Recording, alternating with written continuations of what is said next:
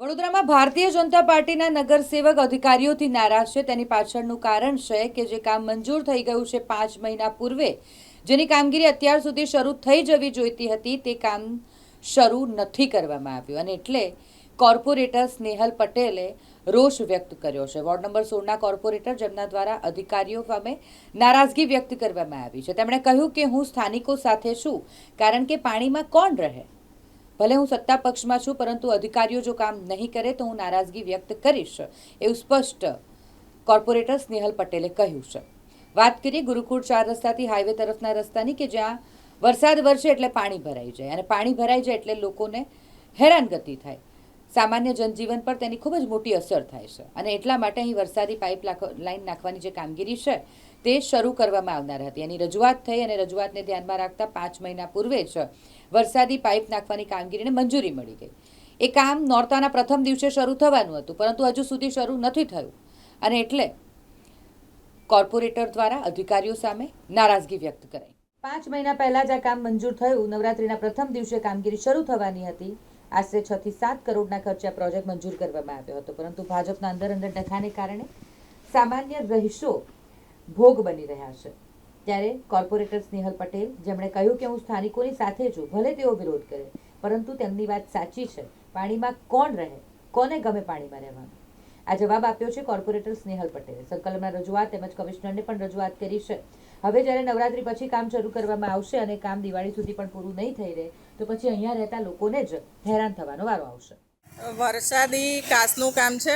લગભગ 2021થી 2019થી તો હું મારા વિસ્તાર સાથે જોડાયેલી હતી. 2021માં કામ મુકાયું હતું. 5 મહિના પહેલાં કામ મંજૂર થયું છે. પહેલાં નવરાત્રિથી કામ ચાલુ કરીશું. વારંવાર મારી રજૂઆત હતી કે મંજૂર થઈ ગયા પછી કેમ લેટ આટલું થાય છે. ચોમાસું હતું, સ્વાભાવિક છે. ચોમાસું જેવું અત્યારે વાતાવરણ નથી, પણ પહેલાં નવરાત્રિએ જે કામ ચાલુ કરવાનું કહ્યું હતું, બીજા લોકો આવીને અહીંયા આવે, પબ્લિક બોલાવે, પબ્લિકનો આક્રોશ બરાબર છે. કેમ કે કામ મંજૂર થયા પછી ના કામ થાય એટલે સ્વાભાવિક પ્રશ્ન કોઈ પણ પાર્ટીના લોકોને પ્રશ્ન પૂછતું હોય છે. પણ અધિકારીને ખબર છે કે પહેલાં નવરાત્રિથી આ કામગીરી ચાલુ થવાની હતી, છતાંય નવરાત્રિ માટેની રોડ પરની પરમિશન, નવરાત્રિનો વિરોધ નથી, પણ આ વિસ્તાર જ્યારે આખો પાણીમાં હોય, એના માટે જ્યારે વરસાદી કાચ નાખવાની હોય, તો અધિકારીઓને એટલી ખબર નથી હોતી કે આપણે કામ ચાલુ કરવાના છે, તો પરમિશન અપાય કે ના અપાય. તો આપ માનો છો કે જે પ્રકારે ગત વર્ષે જે પૂરની પરિસ્થિતિ હતી, આ વખતે ભગવાન ન કરે આ પરિસ્થિતિ નથી આવી, તેમ છતાં પણ આ પ્રકારની અધિકારીઓ પોતાની મન આવડત કરી રહ્યા, તો શું માનવું છે? પ્રોજેક્ટમાંથી આ મોટું કામ લીધેલું છે. ગુરુકુળથી હાઈવે સીધું નહીં, એટલે ઘણી બધી સોસાયટીઓને ફાયદો થવાનો છે.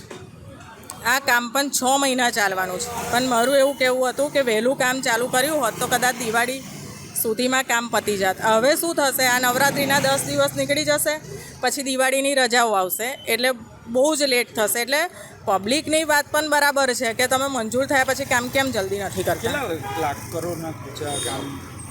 લગભગ 6 કે 7 કરોડના ખર્ચેનું કામ છે. તો શું માનવું છે, ગત વર્ષે આપે જે ટ્રેક્ટરમાં ફર્યા હતા, લોકોની સમસ્યા સાંભળી હતી, તેમ છતાં પણ આ વખતે આ પરિસ્થિતિ નથી સર્જાઈ, પરંતુ કામ મંજૂર કર્યું, તેમ છતાં અધિકારીઓ, એટલે ક્યાંક અધિકારીઓ અને કોન્ટ્રાક્ટર શું કંઈક વચ્ચે ચક્રવ્યૂહ છે, શું માનવું છે આપનું? એ બધા પ્રશ્ન અધિકારીને પણ તમે પૂછો તો ખબર પડે. મારા પ્રયત્ન એવા જ હોય કે કામ મંજૂર થયા પછી વહેલી તકે કામ કરવું, આ મારા પ્રયત્ન છે. હું હંમેશા મારા નાગરિકો સાથે જ હોઉં છું, ભલે ગમે તે હોય, સાચાને સહકાર આપું છું, એ મારો નિયમ છે. તો આપ માનો છો કે આપની અવગણના થઈ રહી છે, કારણ કે કામ નથી? અવગણનાની વાત નથી, પણ અધિકારીને ખબર છે પહેલાં નવરાત્રિથી કામ ચાલુ થવાનું છે, છતાંય રોડ પરના ગરબાની પરમિશનો આપી હોય તો એમને જ ખબર હોવી જોઈએ કે આ રોડ પર કામ ચાલુ કરવાનું જ.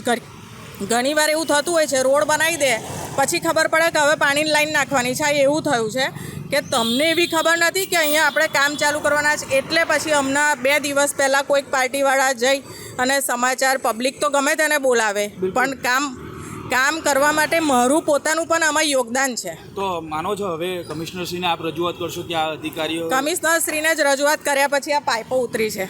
ઓકે, તો હવે શું ક્યારે કામ ચાલુ થશે? હવે તો આ નવરાત્રી પતે પછી જ ચાલુ થશે એવું મને દેખાય છે. રજા આવી જશે દિવાળી. એટલે જ રજાઓ આવી જશે એટલે તો મને ઉતાવળ હતી કે વહેલું કામ કરે તો અમારા નાગરિકોને તો હવે રાહત કોને થાય. આ મામલે હવે ઉપર સુધી રજૂઆત કરશો? કારણ કે આપ તો કરેલી જ છે રજૂઆતો, સંકલનમાં કરેલી જ છે. સંકલનમાં મેં લખાયું હતું જ કે આ કામ વહેલી તકે ચાલુ કરો, ત્યારે પણ લખાયું હતું. ડિલે કેમ કર્યું એ અધિકારીનો વિષય છે. અહીંના લોકોએ પણ ચૂંટણીનો પણ બહિષ્કાર કર્યો છે, એના વિશેમાં શું?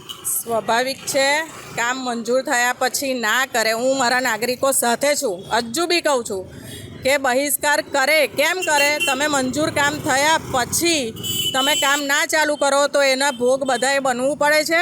અને આપણી જ અંદરો અંદર અમારા ઇસ્યુના કારણે આ કામ આવી રીતના લેટ થતા હોય છે. એટલે આ બધું ભોગવવાનો વારો આવે, પણ હું મારા નાગરિકો સાથે છું.